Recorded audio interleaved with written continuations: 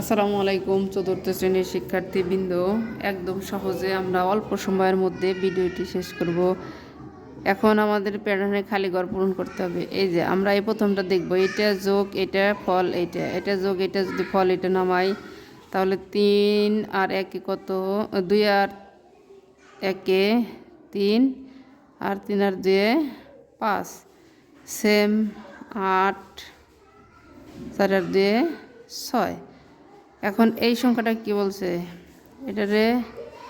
এটার সাথে ভাগ 3 আটা, যদি আমি ভাগ করি গুণ করি 3 আটা 24 আর 6 24, এটাও তাই করি তাহলে 6 7 42, 3 14 42, এটা আমাদের তাই করতে হবে। দেখি আমরা এখানে 3 আগে আমরা এটা নামাবো, 9 8 9 72।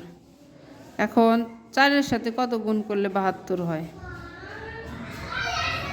5 14 70, তাহলে 4 16।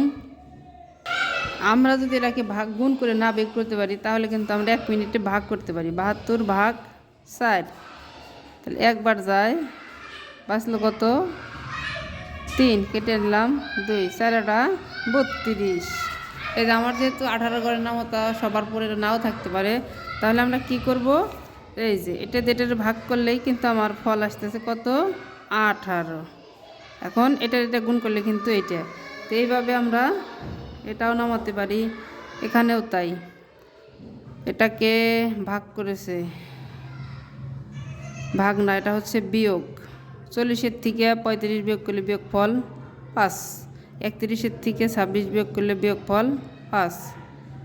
এখানে আবার কি করেছে, এখানেও বিয়োগ, কারণ 27-এর থেকে যে 27 বিয়োগ কত 19, দেখি আমার হয় নাকি।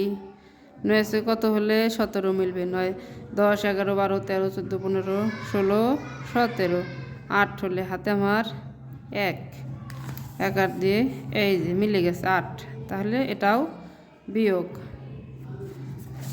এখন এইটা তাহলে আমরা কি করব, এটা আমরা বিয়োগ করে ফেলি, যে 22 বিয়োগ 15, তাহলে আমার ফল আসে কত, এই যে 22-এর থেকে 5 আছে কত হলে 12 মিলবে, 5 6 7 8 9 10 11 12, 7 হলে হাতে আমার 1, তাহলে এখানে নামবে 7, হয়ে গেল।